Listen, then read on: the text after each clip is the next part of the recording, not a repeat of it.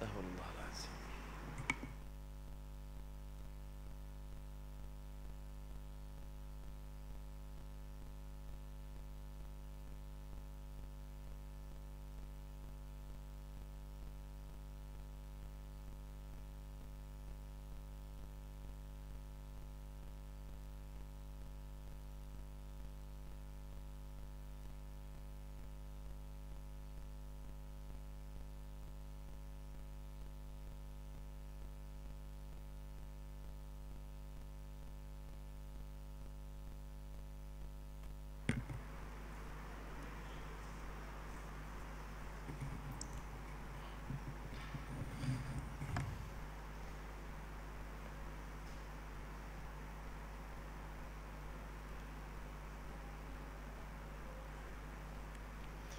أعوذ بالله السميع العليم من الشيطان الرجيم بسم الله الرحمن الرحيم الحمد لله رب العالمين والصلاة والسلام على أشرف الأنبياء والمرسلين وعلى آله وصحبه أجمعين سبحانك لا علم لنا إلا ما علمتنا إنك أنت العليم الحكيم Rabbi syrah li sadri wa yassir li amri wa hlul 'uqdatam min lisani yafqahu qawli.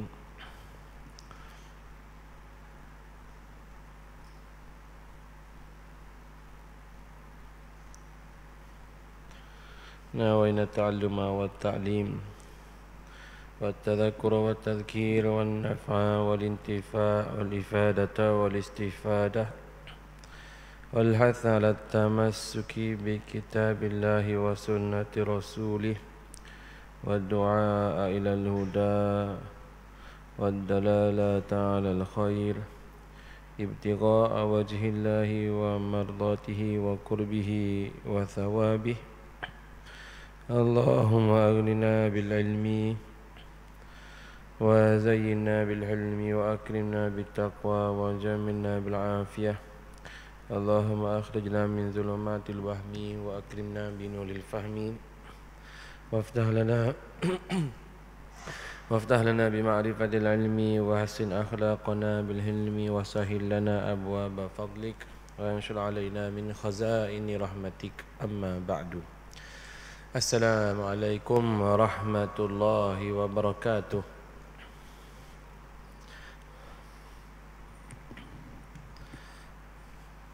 Yang dihormati lagi dimuliakan Al-Fadhil Tuan Imam, Al-Fadhil Tuan Bilal, yang berusaha lagi dikasihi, lagi dihormati barisan ahli lembaga pengurusan Masjid Abidin, Masjid Negeri Kuala Terengganu, datuk-datuk, latin-latin, tuan-tuan, puan-puan, muslimin, muslimat, mukminin dan mukminat, hadirin dan hadirat yang diberkati Allah sekalian. Alhamdulillah, sama-sama kita merafakkan setinggi-tinggi kesyukuran kehadrat Allah Subhanahu wa taala kerana dengan limpah kurnia-Nya dapat kita bertemu dan dapat kita bersama-sama pada malam ini di rumah Allah Taala yang mulia ini, bagi jemaah Masjid Abidin kita dan juga sidang penonton yang bersama kita dalam live TikTok dan juga Facebook dan juga YouTube. Mudah-mudahan sama-sama kita mendapat keberkatan dan ilmu yang bermanfaat, insya-Allah. Tuan-tuan dan puan-puan yang dirahmati Allah, kita sambung perbincangan kita menerusi kitab Risalah At-Tauhid, versi Jawi, muka surat 50. Muka surat 50 yang versi Jawi. Kalau versi Rumi mungkin muka surat lain lah. Baik. Baris yang kelima daripada bawah, yang keempat. Yang keempat daripada huraian ta'alluq secara detail. Huraian ta'alluq secara detail. Bismillahirrahmanirrahim. Qala al-muallif rahimahullahu ta'ala wa nafa'na bi'ulumihi fid darain. Amin ya rabbal alamin. Yang keempat daripada huraian ta'alluq secara detail, iaitu ta'alluq sifat iradah. Ta'alluq sifat iradah. Yang keempat, ketentuan yang dinamakan tanjizi hadis, iaitu kelulusan baharu. Maka pada ketentuan inilah terletaknya qadar nasib manusia yang akhir sekali. Kemudian daripada Tuhan telah menilik dan mengawasi akan gerak-geri hamba-Nya. Umpama Zaid pada suluhi qadim, ia akan mendapat qadar yang patut daripada ketentuan Tuhan tentang rezekinya, umurnya dan lain-lain perkara. Kemudian ditentukan pada azali pada rezekinya dan sebagainya. Maka di dalam masa qabdah suluhi qadim, Tuhan menilik adalah Zaid berlebih usaha dengan maksud supaya dapat rezeki yang lebih, dan berdoa supaya dipanjangkan umurnya, serta ia mengubah sikapnya daripada jahat kepada baik. Manakala diterima permohonannya itu, maka ia beroleh sebagaimana yang dihajatnya. Kalau mula ia mendapat RM2, tetapi dengan sebab berlebih berusaha, maka ia mendapat RM3.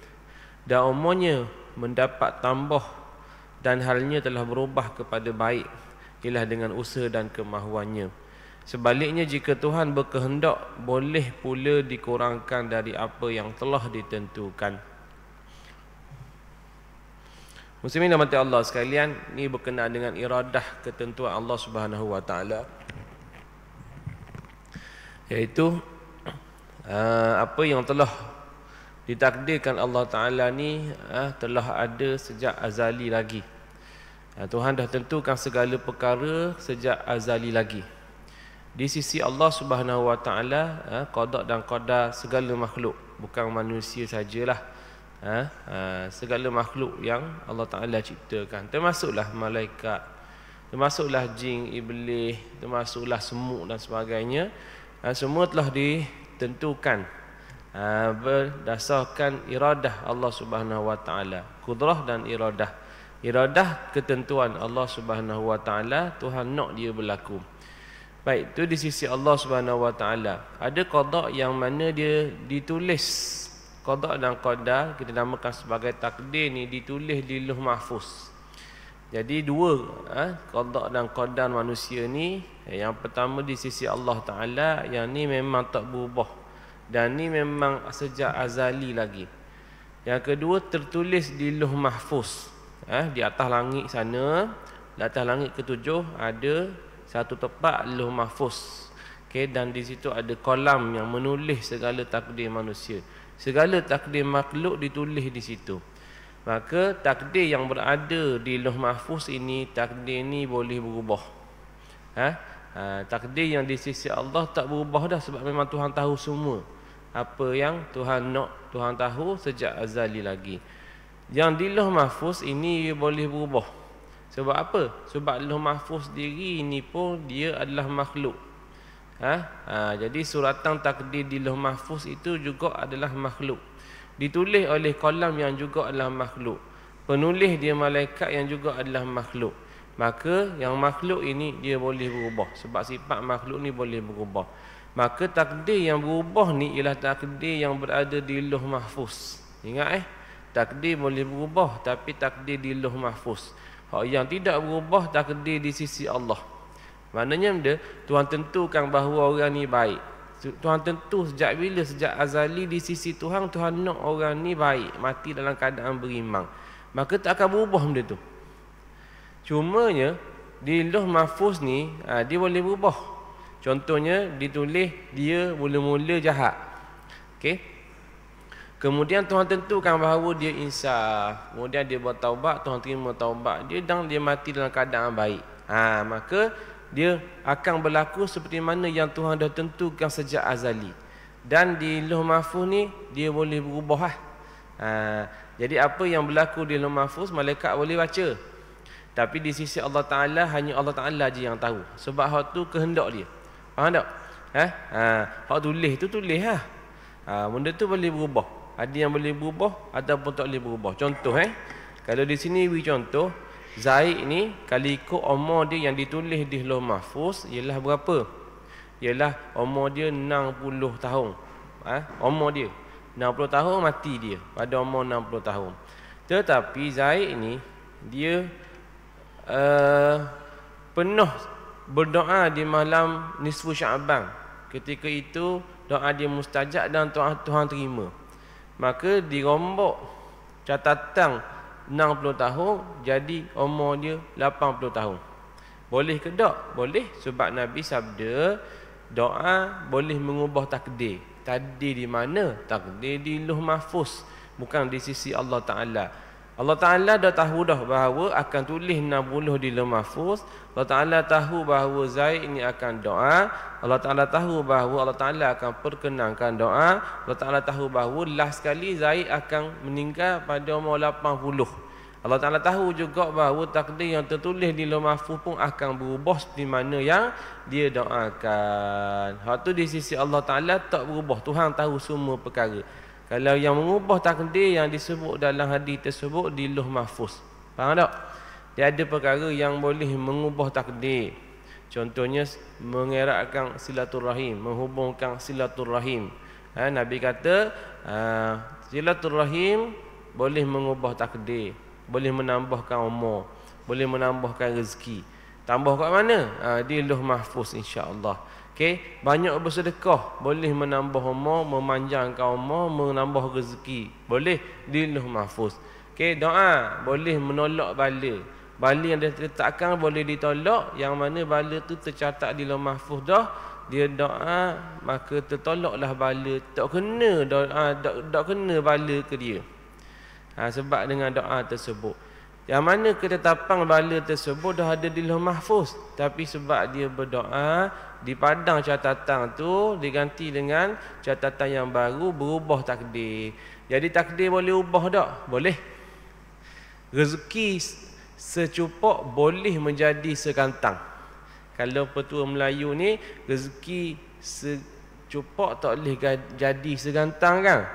Kalau ikut itu tak kena. Hak kenanya ialah rezeki secupok boleh jadi segantang. Dengan cara macam mana? Banyak sedekah, banyak berdoa, mengeratkan silaturahim dan sebagainya. Sebab disebut dalam hadis gitu. Yang ubah-ubah tu mana? Rezeki yang tertulis di Lauh Mahfuz. Faham? Yang kita sebut kan, rezeki, ajal, maut, jodoh, semua dah ditakdirkan dan tertulis di Lauh Mahfuz. Boleh berubah tak? Boleh. Dengan izin Allah Ta'ala, Tuhan nak perkenang, Tuhan perkenang. Tuhan tak mau perkenang, hak tu hak dia. Tu yang boleh berubah. Tapi kudrah Allah Ta'ala, iradah Allah Ta'ala di sisi Allah ni, bukan Lauh Mahfuz ni, di sisi Allah Ta'ala, sifat Tuhan ni, Allah Ta'ala menentukan segala benda tu tak berubah. Dia adalah begitulah kekal dia sejak azali lagi. Faham tak? Maknanya Tuhan tahu bahawa Zaid ni mati umur 60. Tuhan tahu. Dan Tuhan tahu bahawa akan berubah takdir. Tuhan tahu dia akan perkenankan doa. Tuhan tahu Zaid akan doa. Dia tahu Zaid ini suka sedekah. Dia tahu Zaid ini suka berusaha. Zaid ini akan jadi orang baik. Tuhan tahu dia perkenankan amalan Zaid. Maka Tuhan sendiri yang tahu bahawa dia akan ubah daripada 60 jadi 80. Tuhan tahu tak? Tahu. Tuhan izin tak? Izin. Sejak bila? Sejak azali lagi. Tu iradah takdir di sisi Allah. Tu tak berubah. Faham? Jadi ada dua takdir. Takdir yang sebab itu yang ada yang mubram satu, yang mu'allaq satu, yang berubah, yang tak berubah. Maknanya tuan-tuan, memang takdir ada yang berubah. Tu kita tak nafi tuan-tuan, disebut dalam banyak hadis bahawa takdir boleh berubah. Quran pun sebut yamhullahu ma yasha'u wa yuthbit wa 'indahu ummul kitab. Ayat Quran tu. Allah Taala akan padamkan yang mana dia nak. Allah Ta'ala boleh terkekalkan mana yang dia nak, kerana sisi Allah Ta'ala tu ada umul kitab, ada catatan amalan takdir manusia di Lauh Mahfuz. Tuhan boleh nak padang, Tuhan boleh nak kekalkan. Sebab tu tuan-tuan, bila malam nisfu Syaban ada kelebihan yang disebut dalam hadis, apa dia? Iaitu ketika itu digerak-gerakkan kolam. Bila kita masuk dia, saya tak ingat dah. Tapi seolah-olah macam ketika itu takdir dicatat. Sebab itulah apabila orang yang berdoa pada malam nisfu Syaban, insya-Allah disebut oleh ulama bahawa dia boleh mengubah takdir dia. Sebab tu kita doa tiga yang utama. Banyak lagi kita boleh doa, tapi kita Doa hak 3 utama, mati dalam iman. Sebab apa? Boleh ubah takdir daripada mati tak beriman jadi mati beriman insya-Allah. Takdir gitulah. Yang kedua, murah rezeki kan. Mungkin daripada rezeki payah jadi rezeki mudah insya-Allah. Yang ketiga ialah apa? Yang ketiga ialah diberkati umur tak? Panjang umur, murah rezeki, mati dalam iman tu lah panjang umur. Panjang umur saya lagi daripada umur mungkin dia umur mati 40 sebab dia doa malam 10 Syaban, Allah Taala makbulkan. Dengan izin Tuhan ni, Allah Taala makbulkan jadi umur 60 ke 80 berkat doa dia pada malam ni 10 Syaban insya-Allah. Jadi boleh berubah ke ustaz? Boleh lah ni. Ni hadis riwayat ni, dia bukan satu riwayat, banyak riwayat. Bahkan boleh sampai tahap mutawatir yang beritahu bahawa memang takdir yang tercatat di Lauh Mahfuz ni dia boleh berubah dengan izin Allah Subhanahu Wa Taala. Faham tak tuan-tuan? Jadi di sini muslimin dan mati Allah sekalian, berbalik kepada perbincangan sifat iradah Tuhan. Tuhan ni setiap perkara di bawah ta'alluq iradah Allah Subhanahu Wa Taala. Dengan maksud apa? Dengan maksud bahawa Tuhan yang tentukan semua perkara. Di sisi Tuhan ni, ketentuan Tuhan ni, takdir ni, qada dan qadar yang di sisi Allah Ta'ala ni, yang ada pada Tuhan ni tak berubah. Tuhan tahu belaka, Tuhan tetapkan semuanya. Jadi sebab tu kita tenang.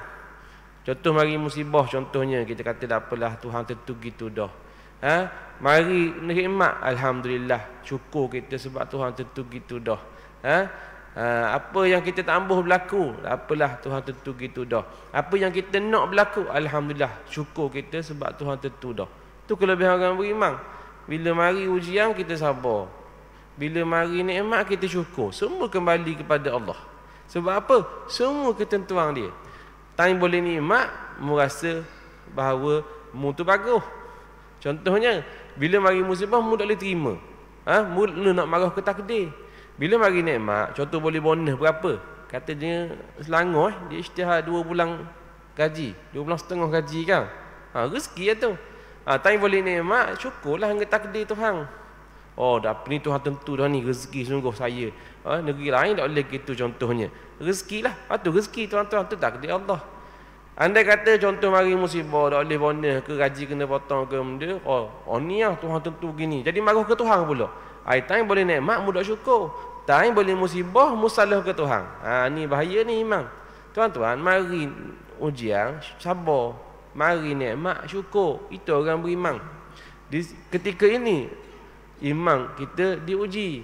Tengok, tara mana mu ingat ke Tuhan. Time mari musibah, time kamu bersyukur. Ujian yang paling berat ialah datang apabila kita mari nikmat. Kita ingat bila mari musibah, kita masa tu ujian berat. Tak, ujian besar bagi orang beriman ni ialah bahagiannya datang daripada nikmat. Mari nikmat kita dah balas ke? Betul tak? Nikmat sihat. Bila kita nak ingat Tuhan? Tak ingat Tuhan. Zikir malah time sihat. Time sakit mula mulut Allah sakit. Allah sakit. Subhanallah, masya-Allah, astagfirullah, Allahumma salli ala sayyidina Muhammad. Time sakit. Time sihat ke mana? Tak ingat terus. Ini dunia ana yang punya. Tu masa sihat tu. Jadi ujian masa sihat berat lagi. Ujian masa nikmat berat lagi tuan-tuan. Semuanya datang dari Allah Subhanahu Wa Taala. Jadi kita dapat nikmat syukur, maknanya kita redha dengan ketentuan Allah Taala bagi nikmat kita. Kita mari musibah, kita sabar, kita redha bahawa ketentuan pun datang daripada Allah Subhanahu Wa Taala. Sebab kita belajar akidah, kita ngaji tauhid ini, semua benda datang dari Tuhan. Maka tak ada benda dan terlepas daripada kehendak Tuhan, takdir Allah Subhanahu Wa Taala. Itulah akidah kita Ahli Sunnah wal Jamaah. Faham tuan-tuan? Maka al-kisah daripada yang kita bincang ni, macam Zaid tadi, umur dia boleh berubah tak? Boleh. Tapi Tuhan tak tentu. Tuhan dah tentukan dia umur berapa. Kalau daripada azali lagi suluhi qadim, Tuhan boleh nak matikan Zaid ini umur berapa-berapa, umur 20, 40, 60, 100 ikut pandai. Okey, tapi Tuhan tanjizikan, tetapkan sejak azali lagi umur Zaid 60 sahaja. Itu namanya tanjizi qadim. Kalaulah sebelum tu Tuhan boleh nak tetapkan 20, umur setahun boleh meninggal Zaid, umur 20 tahun boleh meninggal Zaid. umur 50 boleh meninggal Zaid. Apa-apa Tuhan boleh buat tak? Tuhan boleh tetapkan segala-galanya. Sejak azali lagi Tuhan boleh buat apa-apa yang dia nak. Okey? Itu namanya suluhi qadim. Tapi Tuhan tetapkan dengan satu ketetapan bahawa Zaid meninggal pada umur 60. Namanya tanjizi qadim. Faham tak? Tanjizi qadim ada sifat iradah. Itu di sisi Allah tu. Hak yang kita bincang pasal berubah-berubah tu, hak tu yang di Lauh Mahfuz. Ada cerita tuan-tuan, malaikat baca amalan, malaikat di langit dia boleh baca amalan manusia, amalan makhluk.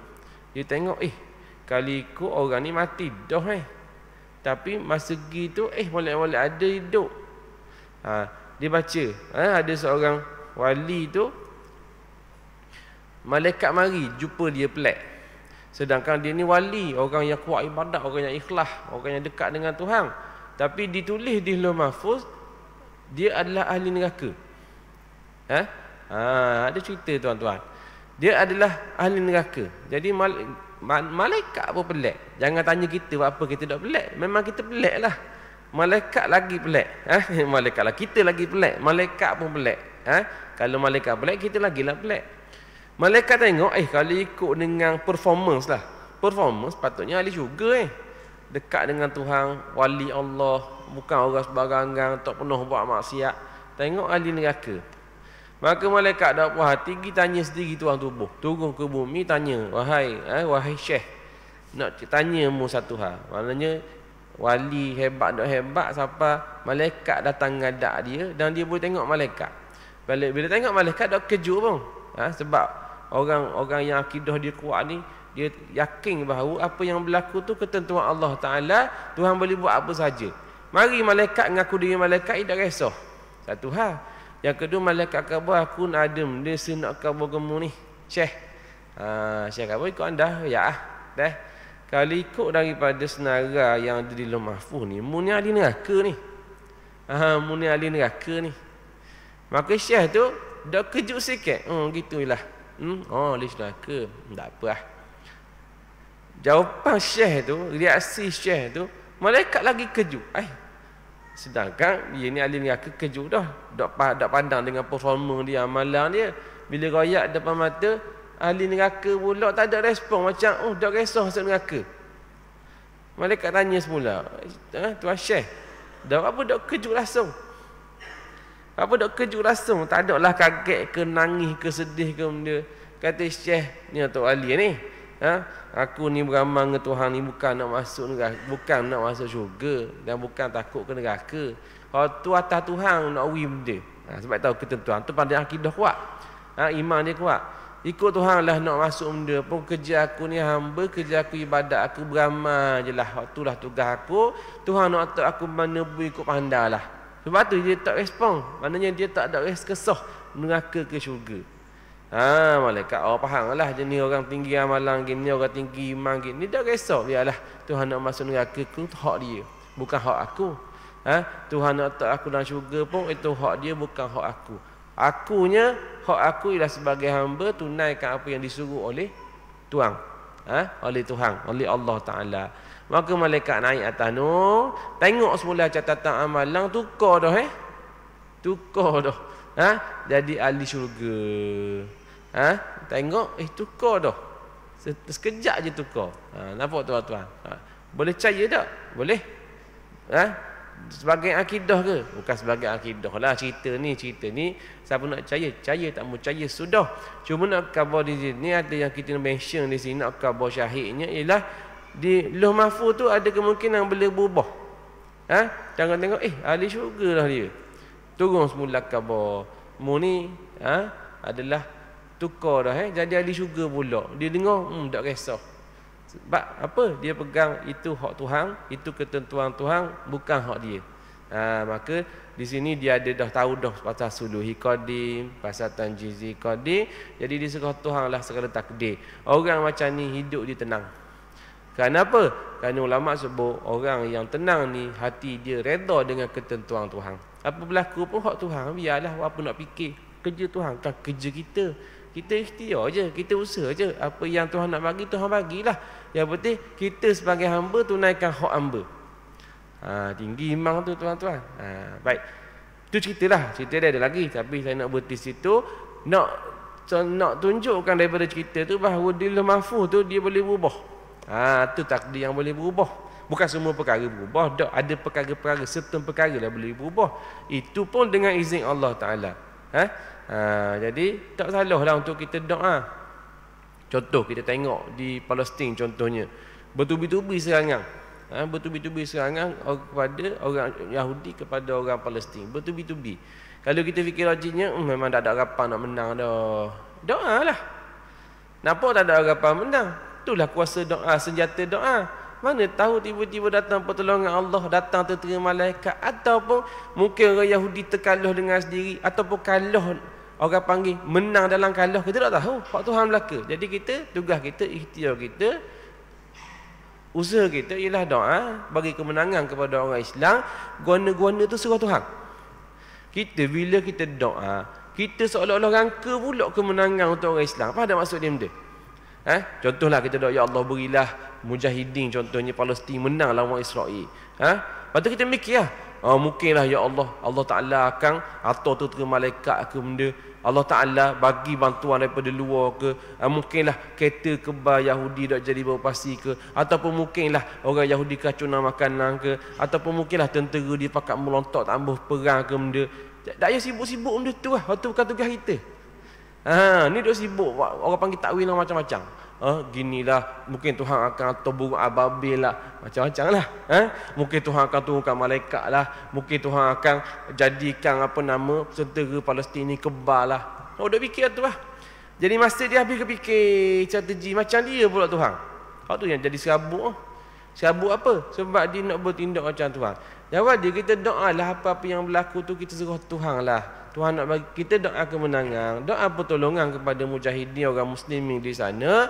Itu tugas Tuhan pula macam mana nak realisasikan doa yang kita panjatkan kepada dia. Serah Tuhan je lah. Okay? Sambil-sambil kita usaha beri sumbangan, kita beri sokongan, kita usaha untuk munajat. Itu usaha kita. Selebihnya bukan kuasa kita, kuasa Tuhan. Sebab kalau ikut logiknya, kalau ikut fiziknya ataupun psikologi akal lah, macam mana nak menang? Dia sokongan mereka lagi, tentu teknologi tinggi lagi.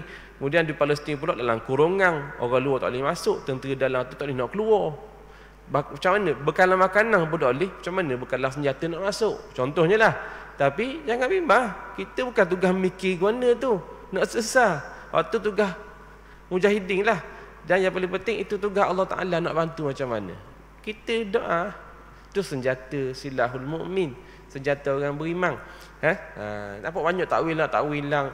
Banyak strategi kita raka. Banyak orang kita, orang Melayu ni raka strategi nak menang lawan Yahudi. Sedap, buat gini. Tuhan akan tolong gini, Tuhan akan tolong. Dia tahan Tuhan tak akan burung ababil lah. Tarmihim bihijaratim misijil lah. Sedap dia. Jawab dia, wallahu a'lam, tak tahu. Kita serah Tuhan lah macam mana Tuhan nak tolong. Macam mana perang Badar Tuhan tolong. Ada Tuhan akan bawa ke Nabi Tuhan nak tolong dengan cara gini, akan datang gini. Dah tak? Nabi doa supaya beri kemenangan, pertolongan. Marilah malaikat, marilah benda-benda. Yang penting doa kita sampai ke Tuhan, Tuhan makbul insya-Allah dengan ikhlas hati kita. Tuan-tuan, itulah ketentuan. Itulah orang panggil akidah orang beriman. Baik buruk hak Tuhan berlaku. Cuma kita usaha dan ikhtiar sahaja. Apa yang kita mampu kita buat. Apa yang kita mampunya doa. Hak tu penting sekali sebenarnya. Mungkin kita bagi sumbangan, tapi sumbangan kita jelah berapa sangat, tapi baguslah bagi sumbangan, tapi hak besar kali sumbangan kita doa. Dan paling besar lagi jihad kita ialah jihad lawan hawa nafsu kita. Palestin pun jihad lawan musuh yang nyata. Kita jihad kita lawan musuh yang tak nyata dalam diri. Jihad juga tuan-tuan. Ni tak. Orang Palestin jihad, kita dalam diri kita ikut hawa nafsu. Mayang bang pun tak, bahang piti sejik, hutang kawan tak bayar. Contohlah. Tapi bak jihad Palestin, kalau aku pintu Rafah tu terbuka tu, aku orang pertama masuk pergi perang. Mayang dok. Contoh. Lawang dulu jihad terbesar yang Nabi kata jihad lawang hawa nafsu tuan-tuan, jihad dulu. Bukan larang mu pergi lawang, dak. Ikut anda nak pergi perang pun jihad macam orang Palestin. Tapi muduk kat Malaysia ni apa yang kamu mampu jihad lawang hawa nafsu dulu tuan-tuan. Sambil-sambil kita doa untuk jihad di Palestin.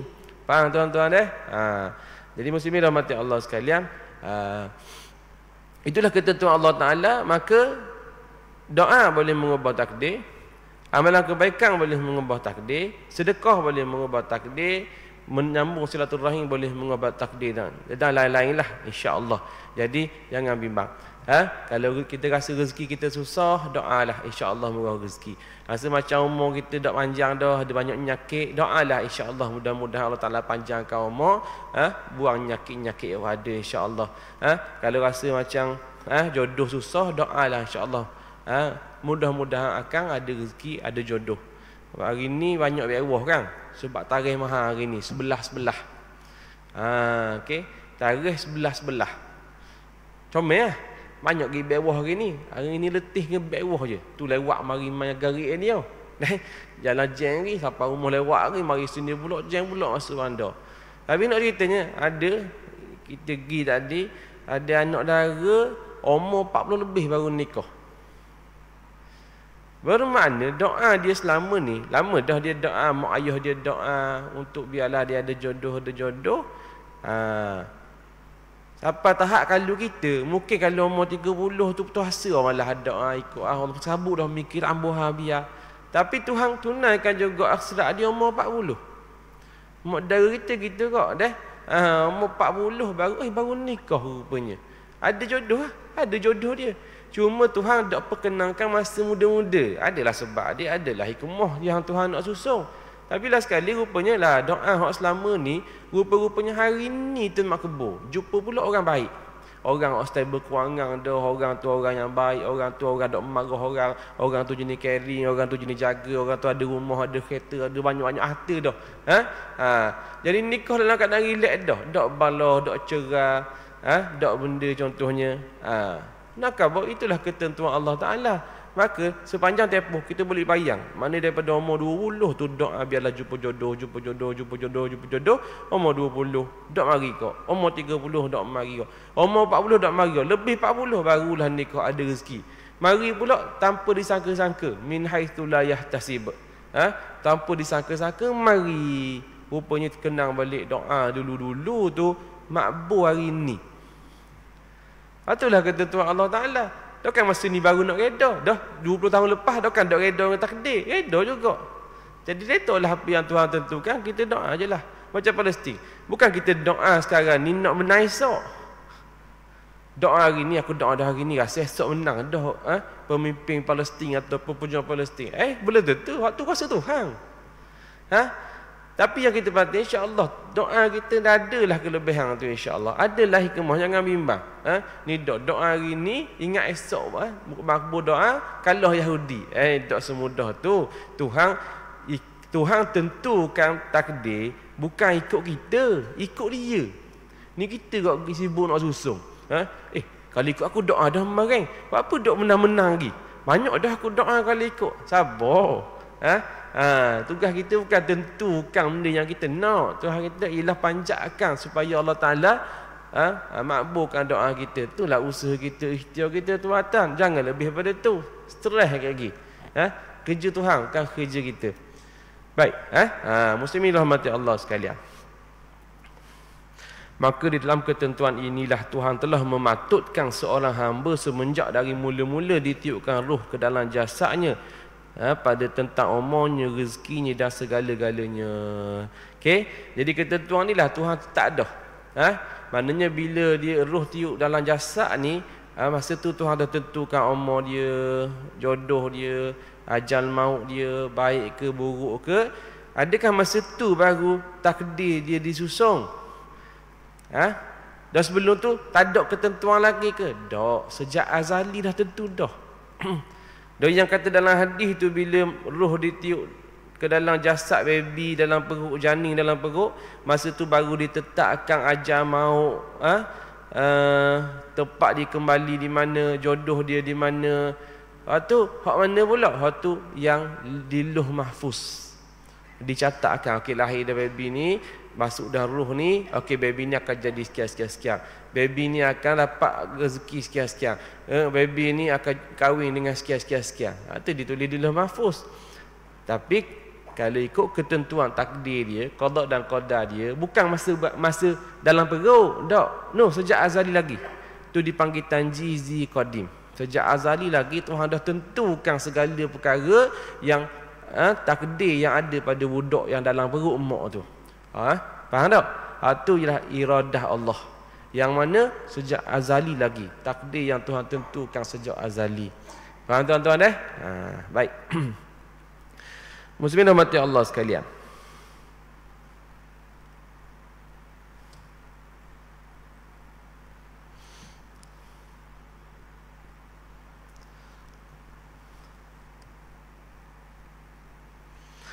Demikianlah aliran pahaman dalam perkara nasib yang dilarang kita melupakan dengan berserah bulat-bulat kepada Tuhan.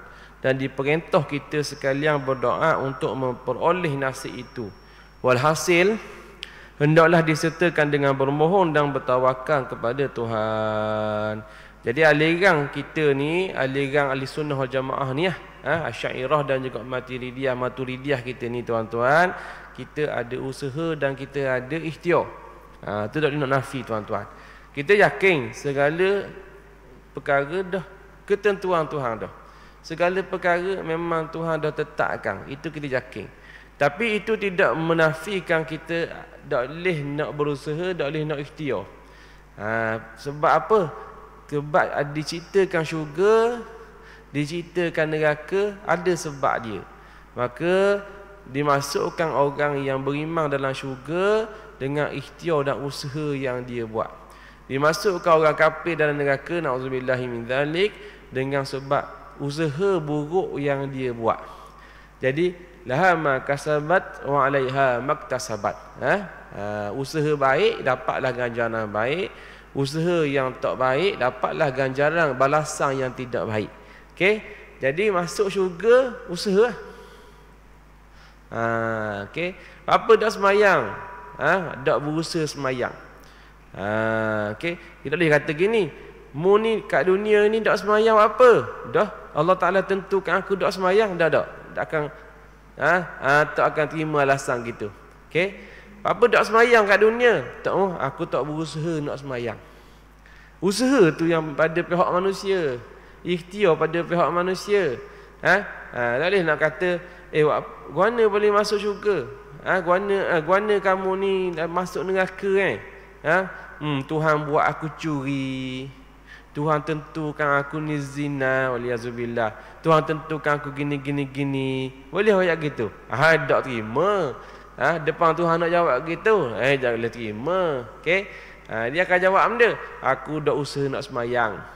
Aku dak usaha tinggalkan benda yang dilarang. Aku dak usaha nak buat benda Tuhan suruh. Waktu masuk neraka, na'udzubillahi min dzalik. Faham tak tuan-tuan? Dah masuk syurga ni buat benda. Aku usaha nak semayang. Aku memilih untuk taat kepada Tuhan. Ikhtiar untuk taat kepada Tuhan. Okey? Ada jawapan. Dah masuk syurga sebab benda Tuhan buat aku semayang. Boleh ke? Tu aku panggil adab dengan Tuhan. Tuhan yang buat aku semayang. Tapi hakikatnya mana? Hakikatnya ialah aku usaha semayang. Aku usaha bayar zakat. Aku usaha taat kepada Allah Ta'ala. Dengar cakap Nabi dan sebagainya. Sebab tu masuk syurga. Faham tak tuan-tuan? Usaha tu, itu yang ada pada manusia. Itu ada pada makhluk. Usaha. Takdir kita yakin semua yang berlaku adalah ketentuan Allah Ta'ala. Itu memang akidah kita. Tanpa kita menafikan usaha dan ikhtiar. Kalau tak percaya, makan nasi. Tak percaya, makan lah. Nasi tanpa kita suap, tanpa orang suap, tanpa kita buat apa-apa. Tengok je nasi, tengok je gitu. Dengan percaya bahawa kalau Tuhan nak beri kenyang-kenyang lah. Tak payah suap, tak payah benda. Agak-agak ada orang buat gitu. Lapar, nasi di depan. Okey? Lepas tu pegangan kita apa?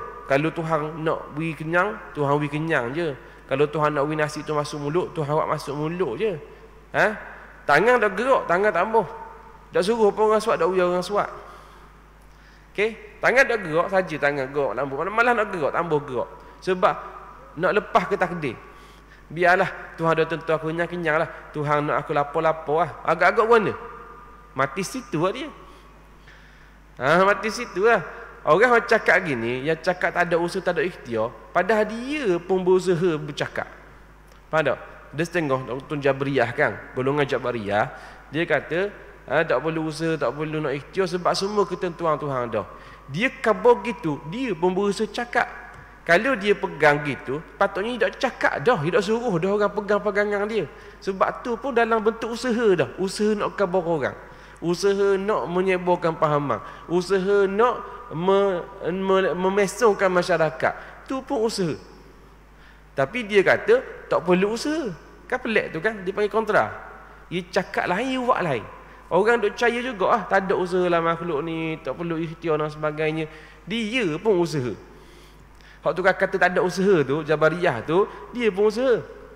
Macam mana boleh ada Jabariyah tanpa dia usaha mewujudkan fahaman Jabariyah? Usaha kok. Contoh Jabariyah kan.